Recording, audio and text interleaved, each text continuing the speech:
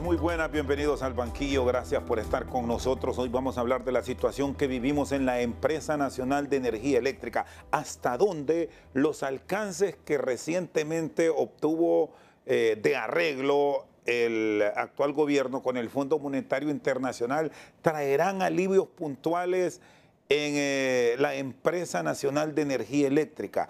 ¿Cómo proyectan los expertos la recuperación del estatal? Si aún podemos seguir utilizando el término recuperación, porque lo venimos oyendo de las últimas décadas en una institución que cada día, a pesar de acuerdos con organismos de crédito internacional, sigue siendo el lunar negro en la administración pública.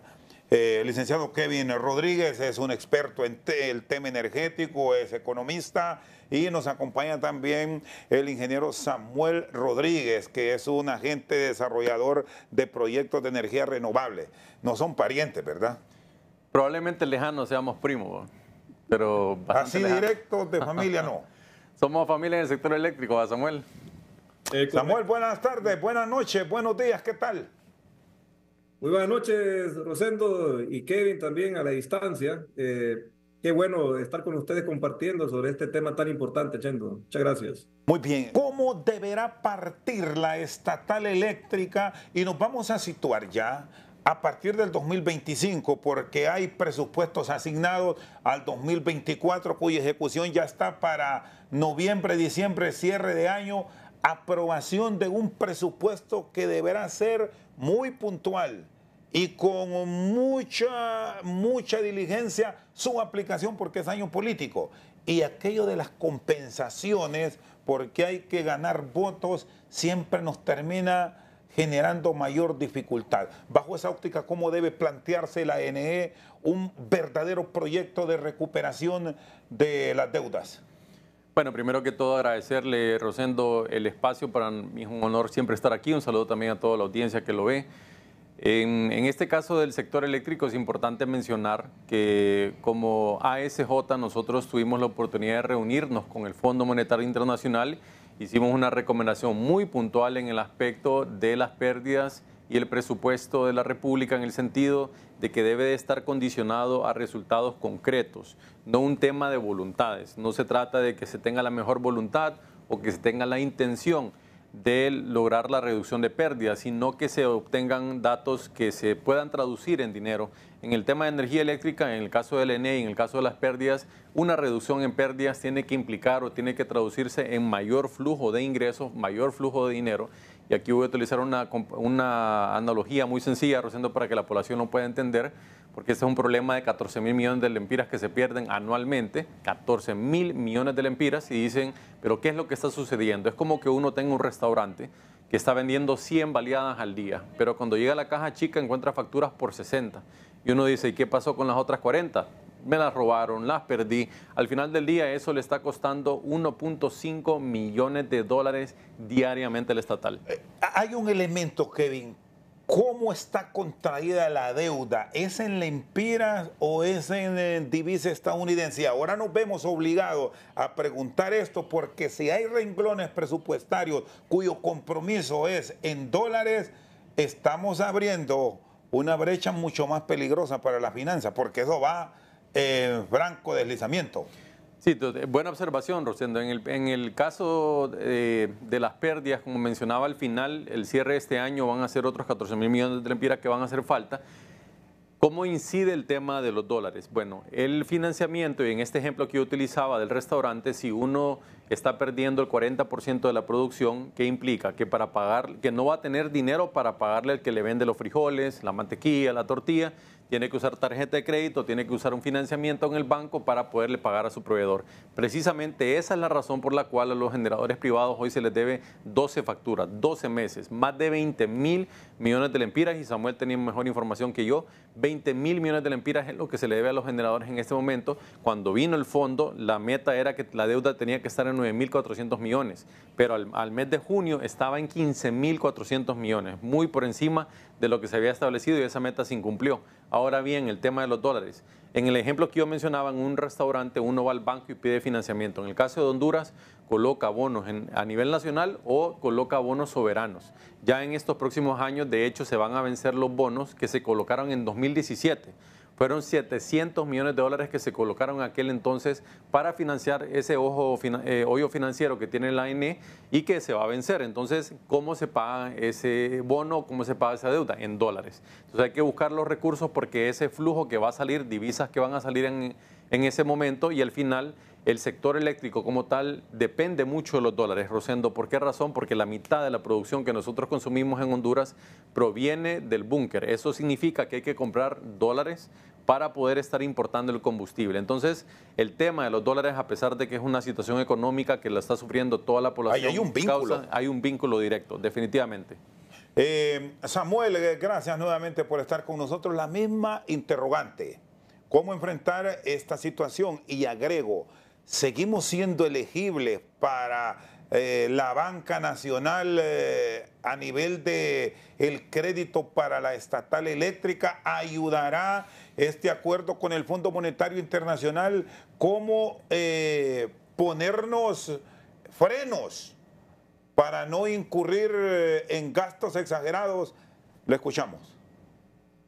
Muchas gracias, Rosendo, y saludos a Kevin. Mire, hay que ver el contexto en lo cual no el ENE, lo que es el mercado eléctrico nacional, que ya es un marco institucional donde tenemos una Secretaría de Energía, tenemos una comisión reguladora y habemos agentes de mercado. El agente de mercado, ENE, está verticalmente integrado porque ellos tienen las 3 unidades de negocios, que es generación, transmisión y distribución. Hay que entender de que el mayor problema que tenemos es distribución. Distribución es todo lo que es media tensión. A partir de las subestaciones que tanto hemos escuchado ahorita, que se están repotenciando subestaciones, que se están repotenciando circuitos de distribución, todo esto en este actual gobierno se ha hecho una labor muy grande de invertir tanto financiamientos que ya estaban anteriormente adjudicados como nuevos financiamientos, nuevas licitaciones, y en este gobierno se está haciendo una gran inversión en activos, y esos activos usted los va a recuperar en el tiempo a través de lo que es la tarifa del transporte de energía. Entonces, en esa misma empresa distribuidora que hoy está tocando invertir bastante dinero, también es donde tenemos las pérdidas, que por cerrarlo en un número, hablemos de 35% de pérdidas, donde la ley le permite al ENE poderle trasladar al usuario hasta un 15% de pérdidas. Pero no es porque le permite trasladar un 15% es que vamos a trabajar a 15%. El objetivo es llegar hasta un 5%, como otros países. Ahora, lastimosamente, el tema de energía siempre es un tema que se politiza. Y hoy es grave el problema que tenemos porque hasta el Congreso Nacional, donde han llegado contratos que se tuvieron que haber aprobado vía decreto, esas plantas generadoras hoy están en un mercado de oportunidad devengando pagos a 30 días bajo otra norma técnica. Entonces tenemos un grave problema porque tenemos inversiones que hay que realizar a nivel de distribución, que ahí la exclusividad lo tiene la empresa estatal. Tenemos déficit de generación porque en 10 años que tenemos la Ley General de Industria Eléctrica solamente hemos licitado generación térmica para renovar contratos y en su efecto cubrir un déficit. Y tercero, no hay nada de generación renovable y hoy mismo la banca para un préstamo, para un PPA, para vender la energía del ENE no es sujeta a crédito. Pero ahí es donde entra el nuevo esquema que hay que apostarle, que es la apertura del mercado a nivel de los consumidores calificados. Entonces, esta calificación que hoy hemos logrado con el Fondo Monetario de estar en 20.000 millones de facturas vencidas y dejarla bajar a 9.000 millones mediante un bono que hay que colocar para poder lograr ese dinero, eso es un premio, se lo digo honestamente, a la inefectividad que tenemos en poder dirigir el mercado. No podemos pagar deuda con deuda. Y aparte que había una especial mandato que era renegociar la deuda de corto plazo a largo plazo para poder amortizar todos estos temas de préstamo. Entonces, Es bastante la tarea a nivel financiero. Ahí Kevin, lógicamente, como economista, tiene bastante que aportar. Pero en el caso mío, como agente privado y como sector privado consumidor, ¿qué es lo que nosotros demandamos? Precisamente que se hicieran inversiones en distribución, porque los racionamientos también era producto de tener sobrecargas en el sistema, Y la de no tener inversión, subestaciones. Samuel, y la inversión que hasta ahora se ha venido desarrollando y toda la incorporación al sistema de nuevas líneas, de que están con nuevas subestaciones, ¿ha sido la adecuada? ¿Ha sido lo que ustedes que conocen eran lo que proyectaban como tal? ¿O seguimos en medio de desorden en el estatal? ¿Sabe lo que pasa? Que por lo menos se hizo uso de un mecanismo que es el fideicomiso a través de la UTCD para poder licitar estos proyectos, también a través de procesos, a través de la ley de contratación del Estado, mediante la misma ENE, hasta el tema de contratación de lámparas para iluminación pública.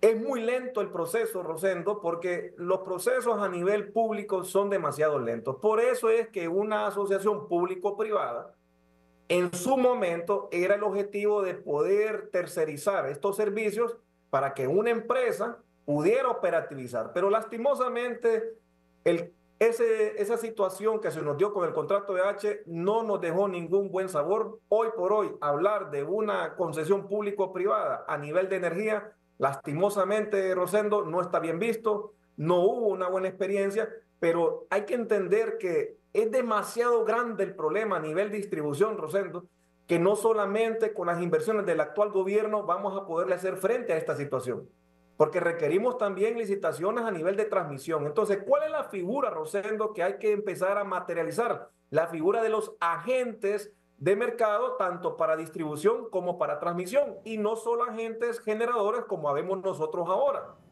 ¿Qué pasa, Rosendo? Que todo lo que estamos hablando, deuda, deuda, deuda, al final las pérdidas, bajar un 2%, un 3%, sí, Rosendo, representa casi 1.500 millones de lempiras.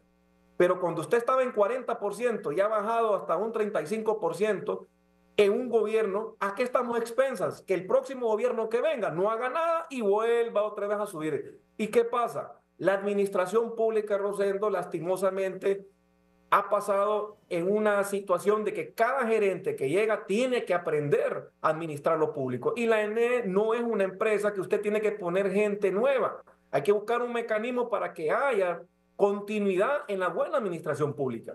La ENE es una empresa tan grande, Rosendo, que se lo digo honestamente, un 1% de pérdida representa 500 millones de lempiras. ¿Dónde estarían entonces las mejores inversiones que habría que hacer? E invertir en reducción de pérdidas. Y reducción de pérdidas, Rosendo, es tanto programas para concientizar que la gente no robe, judicializar al que está robando, fortalecer la ley de hurto de energía, fortalecer el tema de la medición para que en tiempo real usted pueda ver realmente, Rosendo, dónde le están robando y atacar ese robo. Hoy el robo, Rosendo, se le digo, se han descubierto temas de robo, que es un robo organizado. Y con todo temor lo digo, estos principales problemas vienen de estructuras criminales a lo interno del aparato estatal, porque la gente que conoce el robo es la gente que está todavía hoy involucrada en el tema de la ley, en la misma UTCD. ¿Por qué? De ahí donde viene el robo. Entonces, Ahora, hasta que no sea una verdadera depuración, Rosendo, ese financiamiento siempre va a salir de los impuestos del pueblo hondureño. Y una vez lo dijo Kevin, ¿cuánto no pudiéramos construir? No solamente construir hospitales, Rosendo, es operativizar el hospital, comprar el equipo médico, pagarle a los doctores, tener medicina. ¿Cuánto cuesta operativizar un hospital? ¿Cuánto nosotros estamos malgastando en el tema de regalar energía o no cobrar lo justo al pueblo hondureño? Y lo peor, Rosendo, cuando usted quiere subsidiar la energía, lo que usted está provocando es dar un mal servicio. Y hoy la gente está pagando tarifas altas y tiene un mal servicio. Muy bien. Y estas inversiones que están haciendo realmente son buenas, pero no ajustan. Es tan grande el problema, Rosendo, que no ajusta con lo que podamos hacer en el actual gobierno. Muy bien. Aquí hay un elemento que habrá que considerarlo a futuro. Depuración. ¿Y qué pasó entonces con todos los procesos que incluso tenían la veeduría de organismos internacionales? Los mismos miembros del Fondo Monetario Internacional hablaron de eso. el Banco Centroamericano de Integración Económica puso recursos para revisar todos esos programas. Y vuelvo a introducir un tema que no lo podemos quitar ahora mismo de todo, es lo político. Eso no va a ocurrir el próximo año, porque aquí estamos cuidando los votos de todos los partidos políticos como tal.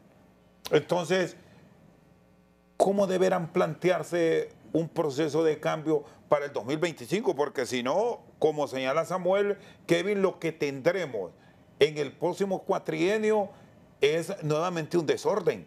Porque si gana la oposición, aquí no hay un programa para continuidad de empleados capaces que los tienen, porque los van a despedir y van a poner otro.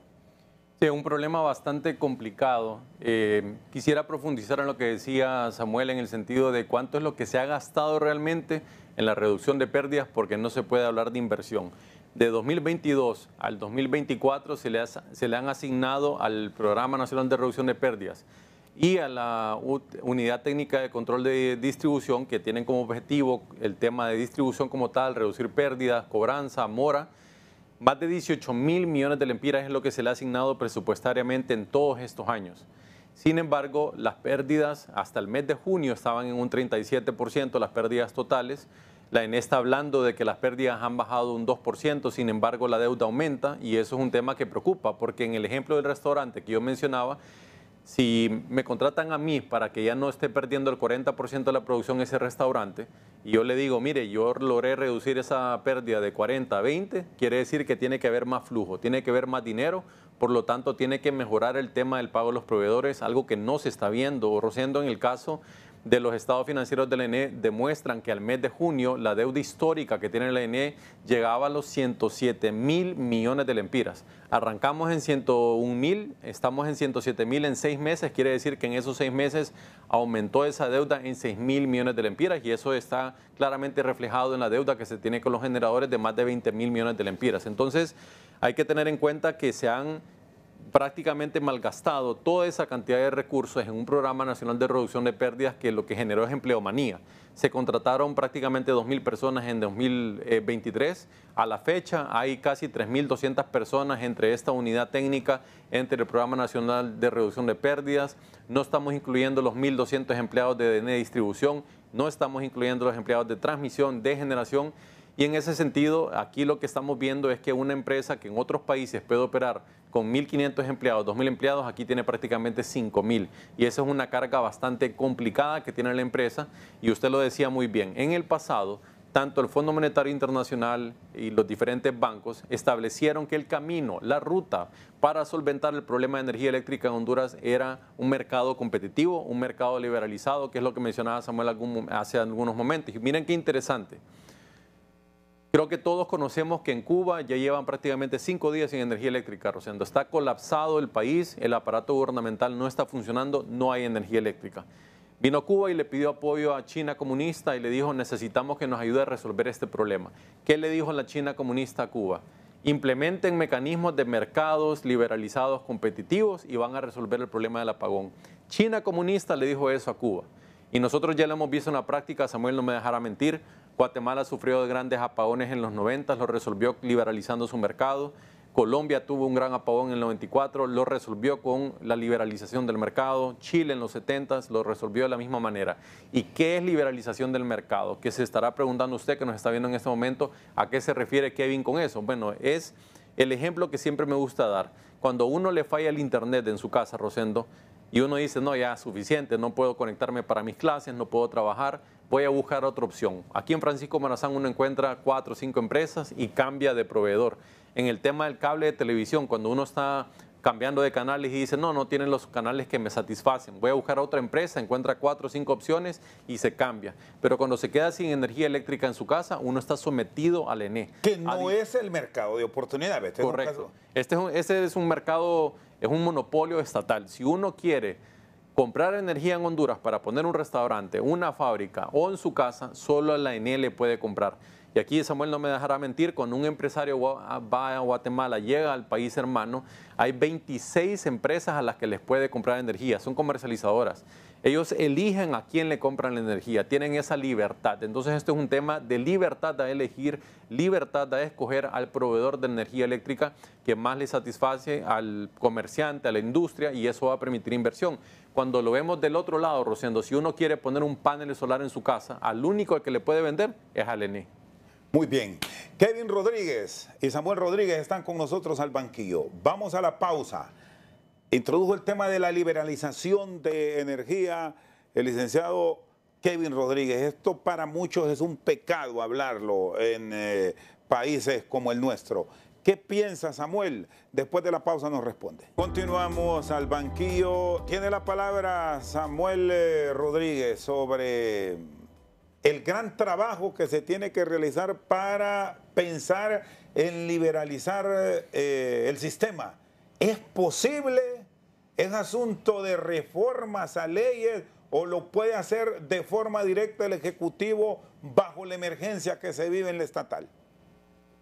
Se dice que es un concepto, Rosendo, a nivel financiero, porque desde el momento que hoy estamos a las puertas de querer contratar 1.500 megas y que sea la estatal que lo haga, desde ahí estamos introduciendo un concepto que el único comprador de energía va a ser la estatal y que la estatal, con ese régimen de pérdidas del 35%, con esa mala imagen de no pago a nivel internacional, el no ofrecer bancabilidad, desde ahí está mandando señales de que definitivamente la licitación va a ser un fracaso a nivel de querer lograr precios más competitivos, porque no va a ser atractivo ni para inversión nacional ni para inversión extranjera. Entonces, si cambiamos el concepto que el comprador de esos 1.500 megas no va a ser el estatal, sino que va a ser una bolsa de consumidores calificados, ya previamente registrados con registros públicos y que son empresas comerciales que consumen arriba de 5 megas, eso le va a ser más atractivo, lógicamente, a los inversionistas siempre y cuando respetemos el marco legal. ¿Cuál es el problema que existe ahora? Que a nivel de Congreso, lastimosamente, se han introducido reformas que distorsionan una ley general de industria eléctrica. La primera reforma que se hizo fue de que un usuario comercial le financiara la energía a un usuario residencial como un plan de promesa de campaña. Mandarle este mensaje a consumidores comerciales que quieren venir al país a invertir y que eso significa tener acceso a un costo de energía más grande, más alto y tener un mal servicio, estamos mandando un pésimo mensaje. Si eso hubiera sido para financiar obras que le iban a poder reembolsar el dinero, hubiera sido muy distinto. Entonces, hoy no podemos hablar de regalar energía cuando lo que requerimos es darle energía a 1 millón de habitantes, porque Honduras se quedó rezagado. Honduras solo tiene el 85% de nuestra matriz, de nuestro territorio nacional electrificado. Todavía falta electrificar un 15%. Tenemos una zona insular donde los costos de energía son altísimos. Usted miró hace poco cómo se tuvo que hacer la intervención en el sistema eléctrico de Guanaja, precisamente porque falta de inversión. Entonces, cuando hablamos de liberar el mercado, no es que queremos darle, como dice todo el mundo, la gallina y los huevos de oro a esos grupos de poder, como mal se le entiende el tema. Realmente lo que se busca es que hayan procesos de licitación donde usted pueda acreditarse el poder manejar una arista del negocio de la energía por 20 años y que usted pueda hacer las inversiones y que tenga un tiempo para recuperar esas inversiones. Todas estas inversiones que estamos haciendo actualmente ahorita en la red eléctrica es con dinero de lo mismo que se está vendiendo la energía por parte de los privados. Porque Patuca no tenía un fondo de cómo se iba a repagar Patuca. ¿De dónde se está pagando el préstamo de Patuca? De la misma venta de energía que hace el cajón, de los mismos cobros de peaje que tiene el sistema de distribución, porque todo va a caer en una sola canasta. Entonces, con esto lo que queremos introducir es que el tema de acceso a comprar energía tenemos que empezar a separar ya, que haya también un sector privado que acceda a comprar la energía directamente a los generadores. Tenemos la ley, pero lo que hace falta, Rosendo, es que entienda el Estado que es mejor negocio para ellos cobrar transporte por la energía que estar cobrando por hacer licitaciones, que salen fallidas, que compran precios caros, porque nadie le va a vender al Estado más barato que venderle directamente a un consumidor privado. Entonces, y el desarrollador, Samuel, y el desarrollador de todos estos proyectos que tienen forzosamente que venir, si de hecho se va a seguir requiriendo año con año mayor potencia, ¿lo vamos a encontrar en Honduras o tenemos que irlo a buscar fuera? Y agrego, con las circunstancias que vivimos en el país, con tanta división que se ha generado en los últimos días, tendremos esa facilidad para encontrar ciudadanos fuera que digan voy a ir a poner plata a Honduras. Mire, Rosendo, le voy a contar una anécdota. Yo soy ingeniero electricista y un dueño de negocio metiéndose a internet, comprando en China, montó su propia planta solar. No ocupó de un ingeniero. Mire, la tecnología y el avance que tenemos hoy nos permite de que nosotros seamos más independientes al momento de poder hacer proyectos. Hoy hay un talento en Honduras, tanto a nivel privado como a nivel público, de factores humanos que nos permiten ser competitivos a nivel de construcción. Los primeros proyectos hidroeléctricos, Rosendo, tuvo que venir gente de España, de Alemania a construirlos. Hoy no, Rosendo, hoy contamos con la mano de obra, las empresas calificadas para poder levantar una verdadera estructura de una matriz energética en Honduras. Pero, ¿qué sucede? Necesitamos acceso a capitales con baja tasa de interés y largo plazo. Y eso, lógicamente, hay instituciones internacionales. Entonces, yo le apuesto a un mix que exista entre capital nacional, capital extranjero, porque estos proyectos son de financiación. Los negocios de energía, Rosendo, son de largo plazo, son de financiación, y aquel concepto que tiene la gente de que todo lo que estamos en energía se van a volver ricos, están equivocados. Nos volvemos ricos, pero en ideas, porque tenemos que estar inventando cómo refinanciamos los préstamos, cómo sorteamos cuando el ENE no nos paga. Rosendo, hemos llegado a acumular 15 facturas que no nos pagan y usted tiene que seguirle pagando su personal, usted tiene que seguir pagándole al banco que le prestó el dinero, tiene que seguir pagando seguros. ¿De dónde va a salir ese dinero? Usted tiene que ver de dónde saca para hacerle frente a eso.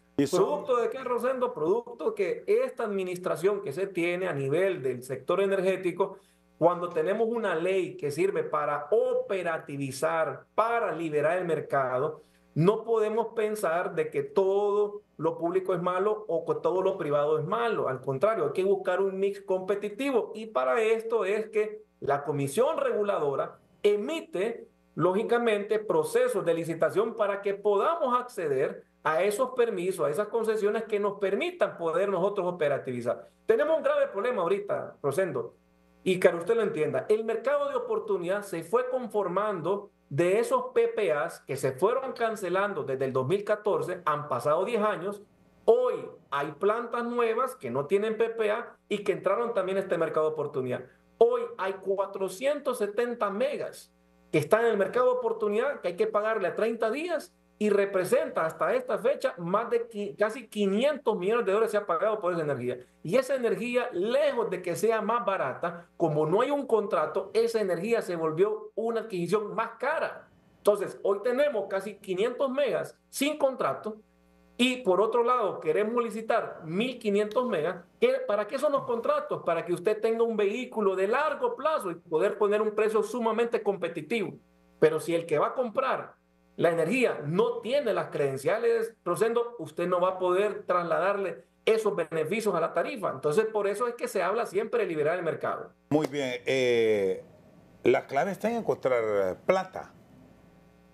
Y las garantías como tal las termina siempre recibiendo el Estado, porque es el que tiene el monopolio. ¿Cómo está el sistema? ¿Les están prestando? ¿Habrá bajo esta nueva revisión que tuvo el Fondo Monetario Internacional flujo de caja para los inversionistas y para las mejoras que tiene programada la estatal? ¿Hasta qué términos? Buena pregunta, Rosendo. Primero hay que ser muy enfático en algo, que bajo este modelo que se está intentando implementar con la Ley de Energía que se aprobó en 2022, difícilmente vamos a resolver este problema. Por cierto, la ley de energía, que ustedes la conocen mucho mejor que nosotros, como esto va evolucionando día a día, ya hay que hacerle modificaciones de cara al 2025 porque habrá pasado ya 3 años o nos sostenemos con los conceptos que se manejan en la misma. Excelente pregunta, Rosendo. Y aquí voy a aprovechar su espacio para mencionarlo en el sentido de que los diputados del Congreso Nacional, específicamente el doctor Hugo Noé Pino, se comprometió que si no se obtenían los resultados esperados de esta ley de energía, ellos iban a reformarla, iban a hacer las mejoras necesarias. Y hay que ser muy específico en algo. Desde que se aprobó esa ley de energía, nosotros hemos tenido resultados medibles, palpables y que los hemos vivido. Y que Samuel lo mencionó hace algunos minutos. El tema de tener energía cara es específicamente por el hecho de que se aprobó esa ley de energía y tenía como intención eliminar este mercado de oportunidad. De haberse cumplido ese artículo, nosotros hubiéramos tenido apagones severos en 2023 y 2024. Pero más allá de eso, ¿cuáles son los resultados que tenemos? Tuvimos una crisis de apagones en 2023 que nos dejó más de 7.400 millones de lempiras en pérdida económica el año pasado. Tenemos energía que es un 20% más cara en este 2024. Si nosotros comparamos cuánto costaba un kilovatio hora, cuánto costaba la unidad en septiembre del 2023, costaba un lempira menos de lo que cuesta ahora. Y la población se preguntará por qué es tan más caro. Precisamente por las decisiones de las autoridades de estar resolviendo el problema de los apagones con motores diésel, que son plantas sumamente caras, que sí se utilizan en emergencia muy puntualmente.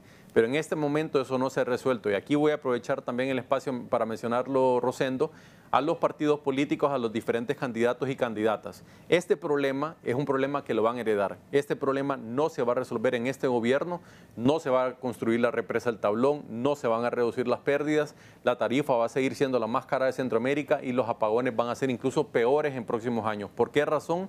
Porque esas plantas son plantas temporales. Es como, le voy a dar un ejemplo muy sencillo, el agua. Imaginémonos que usted tiene un problema de agua en su colonia. Yo le digo, mire, se lo voy a resolver, le voy a poner una pipa de agua estacionada afuera. Pero cuando yo me vaya del gobierno, o paso, ya no soy la autoridad, me llevo la pipa de agua, usted le regresa el problema que ya no va a tener agua en su casa. En este caso de energía, lo que el ENE ha hecho es alquilar motores.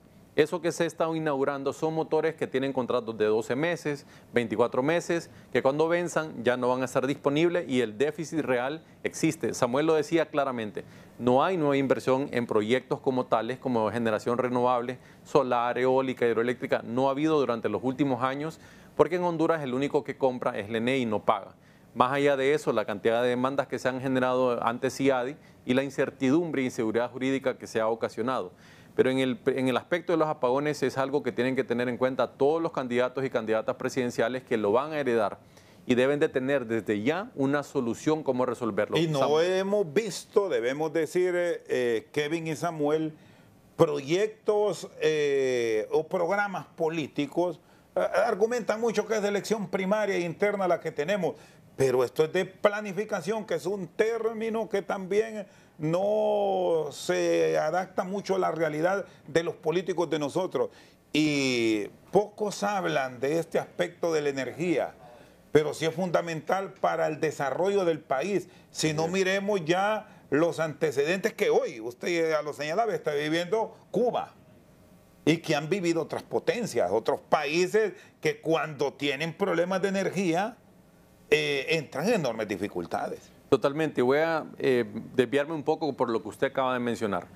En Honduras nosotros tenemos situaciones de apagones en el verano, tenemos energía cara, lo único que le podemos comprar es el ENE. Cruzamos la frontera a Guatemala y uno ya no tiene apagones, tiene la energía más barata de Centroamérica y uno tiene 20, 30 opciones a quién le puede comprar energía eléctrica. Nos vamos a El Salvador, ocurre exactamente lo mismo. Entonces no es un tema de que esto se implementó en Estados Unidos y Europa y aquí no se puede. Aquí perfectamente se puede. ¿Qué países han estado viviendo una crisis de apagones en los últimos 2 años? Cuba, Venezuela, Ecuador, México. Países que han implementado ese modelo en el que el gobierno se encarga de hacer todo y al final ha sometido a sus poblaciones a apagones y el caso de Honduras no es la excepción. ¿Qué es lo que está haciendo Ecuador? Ecuador está migrando hacia un mercado liberalizado. ¿Qué es lo que está haciendo Costa Rica? Está migrando hacia un mercado liberalizado. Le está dando opciones a su población, a su industria, a su comercio de elegir a su proveedor de energía eléctrica. Pero aquí siempre se mete el vínculo y eso termina jorobándonos a nivel de país de la privatización?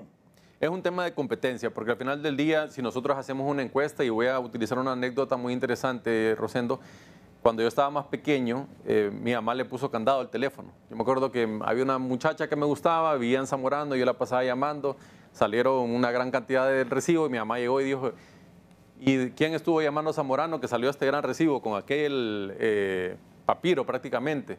Y me acuerdo, le dije, no, yo no fui, le digo. Entonces me dice, vamos a llamar al número. Cuando era poderoso Undutel. Cuando era Undutel, exactamente. Y me dijo, vamos a llamar a ver a quién estaba llamando. Y le dije, no, fui yo, mami, le digo. Fui yo el que estuve llamando, le puse un candado al teléfono para no seguir hablando por lo caro que era y porque la única opción era Undutel. Uno le puede preguntar, y a los que nos están viendo le pueden preguntar a sus papás, a sus abuelos, ¿cuánto tardaba Undutel en darle una línea a una persona? 2 años. Entonces, ¿qué es lo que sucedió? Cuando se liberalizó el mercado, ahora tenemos varias empresas de telecomunicaciones en el Internet, también hay varias opciones. Ahora uno puede llamar gratis, puede mensajear gratis. Eso lo ha permitido el mercado liberalizado, lo ha permitido el darle la opción a usted como usuario, usted como consumidor y usted como población a elegir quién es su proveedor, ya sea de Internet, de telefonía móvil, y lo que se propone es que en energía eléctrica sea lo mismo, porque ya de manera muy contundente lo ha demostrado Colombia, Chile, Guatemala, que sí se puede, y en Honduras también se puede hacer. Kevin y Samuel Rodríguez están con nosotros al banquillo. Pausa, ya volvemos. Seguimos al banquillo, están con nosotros Kevin Rodríguez y Samuel Rodríguez, tema energético, tema de la generación de energía eléctrica en el país. En el marco de todos estos experimentos que hemos vivido para intentar reducir las pérdidas, yo recuerdo cuando se implementó un sistema de energía prepago. Se hicieron los experimentos, entiendo que Islas de la Bahía es un caso, pero ¿por qué en la NE no funcionó? Samuel. Mire, Rezando, realmente lo que dicta hoy la Ley General de Industria Eléctrica es que, por un lado, el tema de los cargos que usted tiene en su recibo, casi que usted familiarmente, Rosendo, si usted quisiera pagar por ese servicio, sería más caro, porque la tecnología y la administración de esa plataforma pues encarecería un poco el servicio. Utila es la ciudad que tiene implementado el tema del prepago. En un lugar pequeño, nosotros, Rosendo, ni medidores teníamos. Nosotros venimos de una mora de medidores de casi 560,000 medidores que no teníamos. Entonces, se imaginará usted que nosotros quisiéramos implementar ese tema del prepago, la inversión astronómica en medidores, en la plataforma, en todos los dispositivos, realmente es lo que no vuelve atractivo en una administración pública poder llevar eso. Pero para un sector privado, claro que haría sentido, porque usted se ahorra teniendo que andar mandando cuadrillas para desconexiones, se ahorra teniendo que estarle financiando. En algunos casos, Rosendo, hay gente que tiene sin pagar la energía tal vez 6 meses. Y uno de los mecanismos de que usted tiene para apretarle, lógicamente, el tema del pago es que si usted no paga, le suspende el servicio. Rosendo, usted tiene recargas ahorita en su teléfono celular de hasta de 20 lempiras para mandar mensajitos por WhatsApp. Entonces, la gente, Rosendo, ¿por qué hace mal uso del servicio? Porque está básicamente sin control. Rosendo, yo le apuesto que usted no sabe ni cuánto consume diariamente en su casa. ¿Por qué? Porque el medidor está en la casa y usted no tiene la costumbre de decir, bueno, si el medidor estuviera como su teléfono y usted viera cada día cuánto consume, yo le digo que usted tendría más control de su consumo. Pudiera usted gestionar mejor su energía mensualmente. Usted dispondría ya de su presupuesto. Es decir, señores, familia, ya no vamos a seguir gastando 7,000 lempiras. Nosotros con 3,000 lempiras podemos subsistir. Cambia su estufa eléctrica por una estufa de gas, cambia su secadora de ropa por una secadora de gas, cambia su calentador de agua por un calentador de agua solar, empieza a implementar. ¿Pero qué falta entonces? Educación. Hoy la Secretaría de Energía ha tenido ya, por fin, hemos logrado, Rosendo, obtener una ley que es de uso racional y eficiente de energía eléctrica. Pero ¿qué es lo que pasa? Hay que invertir ahora para implementar esta ley y que en los hogares seamos más eficientes. Rosendo, hemos hablado aquí del costo de energía, pero también le voy a decir algo. Somos los peores consumidores de energía en Centroamérica. Nuestra demanda eléctrica, Rosendo, supera lo que realmente cualquier hogar pudiera subsistir con la energía. ¿Por qué? Porque consumimos alimentos con estufas eléctricas. Por otro lado, Rosendo, en la zona norte tenemos un alto uso de aires acondicionados. Entonces, ¿qué pasa, Rosendo? Si nosotros no hacemos una aplicabilidad de las leyes que vaya orientado a la eficiencia energética, vamos a seguir contratando más energía para producir menos valor. Y una vez Kevin lo dijo, y yo estoy de acuerdo con él, que lo que usted consume energía versus lo que produce, estamos aplazados. Y aquí, no corresponde a la realidad centroamericana. Y aquí hay un elemento, Samuel y Kevin, y ya lo planteaban ustedes, que no estamos educados. No estamos educados para revisar el sistema de cobranza de la NE, que está bajo el registro del contador. Ahora la mayoría de hogares están con el contador, allá el que se lo quita. Pero el otro grave problema es que de repente el abonado no reclama, y aquí nos han salido con muchos programas, pero al final la realidad es que se sigue promediando. Aquí tenemos registros de hogares que no tienen la habitabilidad de su residencia por una semana, que la lógica es que baje un tercio o un cuarto de consumo. Si usted salió una semana del país o cerró su casa, debería pasar a pagar el 75%. Es matemática lógica. Usted que es economista, desmiéntame. Pero no, cuando va el recibo sigue saliendo igual, pero nunca hay promedios hacia la baja. Raras excepciones. Ahí tienen pendiente una resolución en el ENE que la seguimos esperando por unos cobros que se hicieron no adecuadamente, Kevin. Sí, en el caso de la promediación es un problema grave que todavía no se ha resuelto por parte del ENE, que existía desde antes de que viniera EH. EH lo logró reducir. Eran aproximadamente 200.000 clientes los que se les estaba promediando, bajaron a 145.000 en su mejor momento, pero antes de irse EH ese número aumentó casi a 300.000. Según los datos que han dado desde las autoridades del ENE, ahorita andan nuevamente en ese valor de los 200.000 usuarios que tienen una promediación. ¿Qué quiere decir esto? Que a usted le están cobrando un valor diferente a lo que usted realmente consume, y existe esa posibilidad que usted menciona, Rosendo, que le estén cobrando más de lo que realmente está consumiendo. La ley sí permite promediar en casos específicos. Permite promediar, por ejemplo, si la persona que va a hacer la lectura, el medidor, no pudo pasar porque se cayó el puente, porque hubo una protesta, porque hubo una inundación, pero en ese mes se hace la promediación y luego se tiene que hacer la rectificación. En ese sentido, la ENE realmente ha tenido mucha deuda, ha dejado mucho que desear a la población hondureña porque no le ha resuelto ese problema. Y aquí sí quiero aprovechar nuevamente, Rosendo, para mencionar el hecho de que la situación de energía eléctrica es un reto, una tarea que va a tener el próximo gobierno, independientemente de quién gane. Ese es un problema que lo van a tener no cuando empiecen a gobernar, lo van a tener desde ya. Porque ¿qué es lo que está pasando? Voy a mencionar casos muy específicos.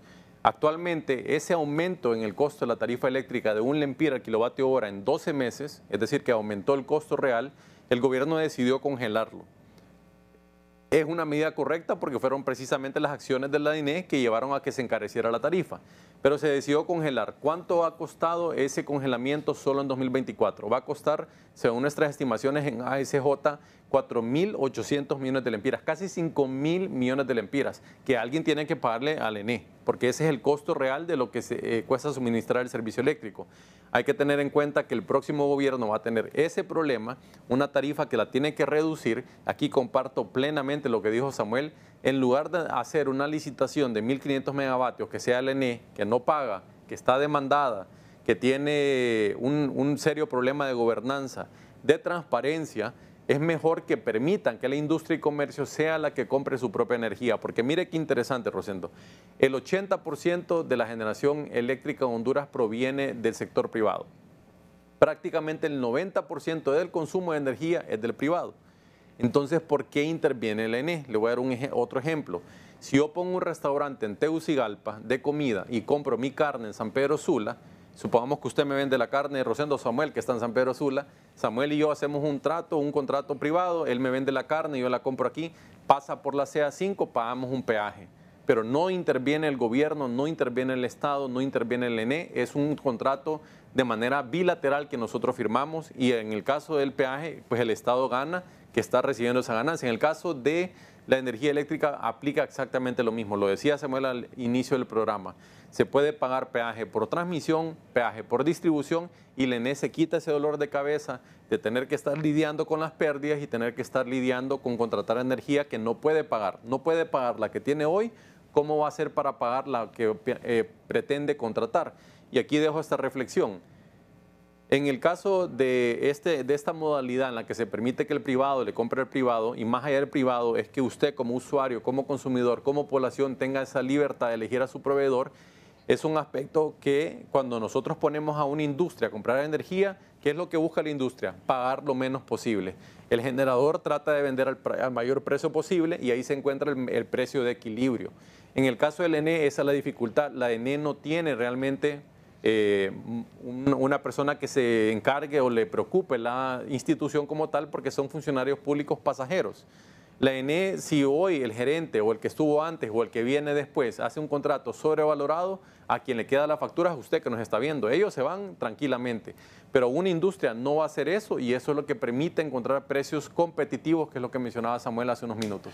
Muy bien, seguimos en breve aquí en Al Banquillo. Nos acompañan Kevin Rodríguez y Samuel Rodríguez, tema de la Empresa Nacional de Energía Eléctrica. Ya volvemos. Seguimos al banquillo con el tema de la Empresa Nacional de Energía Eléctrica y los acuerdos con el Fondo Monetario Internacional. Kevin Rodríguez y Samuel Rodríguez están con nosotros. Puntos sobre la mesa. Lo que ha expresado la estatal eléctrica tras el acuerdo con el fondo. Aquí lo tenemos. Dice la nota de prensa, la misión técnica del Fondo Monetario Internacional destaca avances trascendentales en el rescate de la estatal eléctrica. Los avances y logros trascendentales del gobierno de la presidenta Xiomara Castro por el rescate de la NE son uno de los pilares que permitieron alcanzar un acuerdo a nivel personal técnico con la misión del Fondo Monetario Internacional, permitiendo acceder a un desembolso de aproximadamente 200 millones de dólares. El equipo técnico del ente financiero internacional destacó la transformación del sector energético amparada en el decreto legislativo 46-2022, contentivo en la ley especial de energía y la reducción histórica de las pérdidas técnicas y no técnicas del estatal en un 2,13% con un impacto positivo de 1.276 millones de lempiras.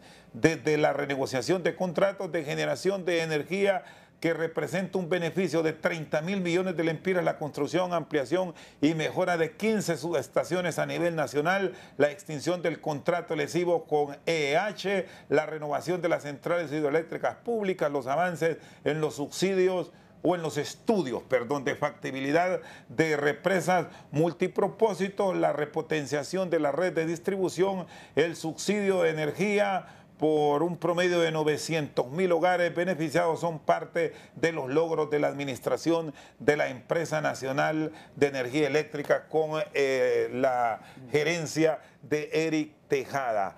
¿Son estos números así de reales como los plantea la NE, vistos desde la óptica privada y la ruta ideal para mejorar en la institución? Samuel, para cerrar tenemos 2 minutos. Mire, efectivamente no vamos a negar, el actual gobierno realmente se ha enfrascado en hacer las inversiones que se requerían en distribución. El recuperar este fideicomiso que se tenía en distribución y poderlo poner a disposición del ENE directamente también ha sido beneficioso. Lo que sucede es que tenemos que entender que liberar el mercado es algo que ya estaba constituido en la ley. Y eso nos va a generar mayor operatividad. El tema muchas veces es lo temor a que se vayan a monopolizar las cosas también por el sector privado, que solamente sea un solo ganador. Pero para ello existe lo que son procesos de licitación abiertas y competitivas y transparentes. Y ahí tenemos un veedor social como la ACJ. Yo creo que están los instrumentos.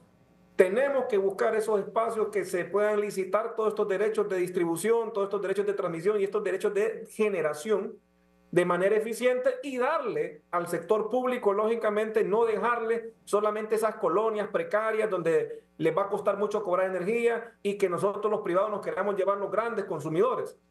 Definitivamente lo que se busca es competitividad. Tenemos por lo menos 22 ciudades a nivel nacional con grandes índices de consumo de energía, que pueden haber grandes inversiones nacionales para poder liberar el mercado, y hay que apostarle a eso.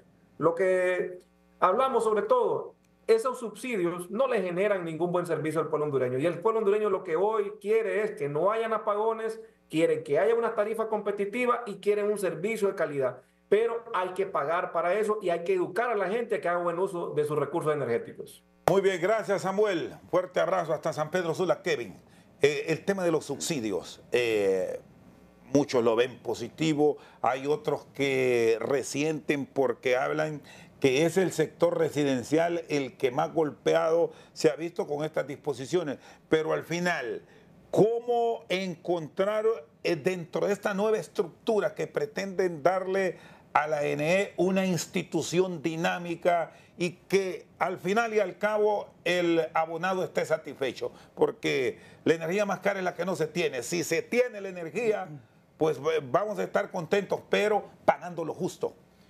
Sí, totalmente. En el caso de Honduras, definitivamente se requiere de una ayuda a las familias más vulnerables, eso no se puede negar. Sin embargo, aquí lo que se ha recomendado es que el costo de ese subsidio sea absorbido en su totalidad por el gobierno, porque en la actualidad el 40% de ese costo, que son 7.000 millones de lempiras anualmente, se le cobra a la industria y comercio. Voy a dar un ejemplo. En la zona norte, un mercadito que vende lácteos o que vende cualquier tipo de producto, carnes, tiene que pagar un 8-9% adicional a lo que ya consume para aportar a la energía gratis que el gobierno va y con sombrero ajeno saluda y dice yo se lo estoy dando.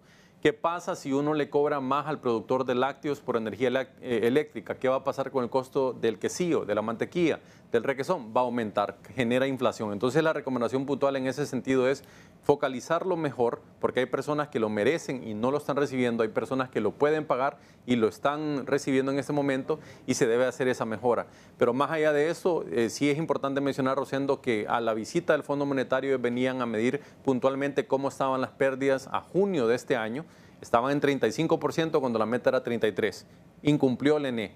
El tema de la deuda con los generadores era que se tenía que tener un nivel de deuda de 9.000 millones de lempiras, estaba en 15.000, incumplió. Dato mata relato y en ese sentido nos preocupa de sobremanera como ASJ que este problema lastimosamente se le va a heredar al próximo gobierno y en ese sentido también como institución estamos a la orden de todos los partidos políticos, de todos los candidatos presidenciales de aportar con ideas, con recomendaciones en conjunto con el sector privado, que yo sé que Samuel ha sido una persona muy propositiva en esos sentidos para permitirles a ellos resolver de manera definitiva ese problema, porque la situación del sector eléctrico requiere más de 3.000 millones de dólares en inversión que no las va a poner el gobierno, no se va a obtener mientras tengamos esa ley de energía, no se va a lograr mientras tengamos 14 demandas por el sector eléctrico ante el CIADI, con demandas de una empresa china de 3.000 millones de lempiras, no vamos a poder atraer esa inversión. Es necesario hacer cambios porque como dice o como decía Einstein, no podemos esperar resultados diferentes haciendo lo mismo. Esa es la definición de locura. Entonces sí necesitamos cambios radicales en el sector eléctrico para que la población hondureña tenga energía continua, como decía Samuel, de calidad y a precios competitivos. Muy bien. Kevin Rodríguez y Samuel Rodríguez nos han acompañado esta noche al banquillo. Por su sintonía, muchas gracias.